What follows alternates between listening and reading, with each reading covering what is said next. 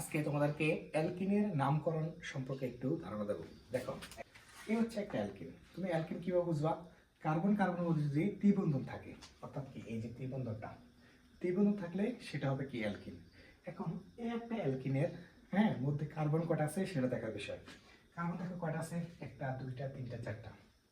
এখন নাম্বারিংটা কোথা থেকে করবো? নাম্বারিং দিক থেকে কি করলে অ্যালকিনটা আগে পাওয়া যায়, অর্থাৎ কি এদিক থেকে 1 2 3 4, ঠিক না? এখন এখানে টোটালি কয়টা? 4টা কার্বন। তাহলে 4টা কার্বনের ভিতরে 4টা কার্বন হলে আমরা কি বলি? বিউট। নামকরণের মূল শব্দ কি? বিউট। আর বিউটের সাথে যোগ হবে কি তোমার? কি অ্যালকিনের পরিবর্তে আইন, অর্থাৎ কি আইন। আচ্ছা, এখন বিউটের সাথে যদি আমি আইন যোগ করি তাহলে কি হচ্ছে? বিউটাইন।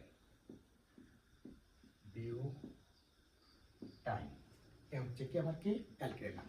এখন যাতে 1 নাম্বার কি কার্বনে কি অ্যালকিন, সেজন্য আমরা কি বিউটাইন কত 1 লিখতে পারি, বা আবার কিভাবে লিখতে পারি?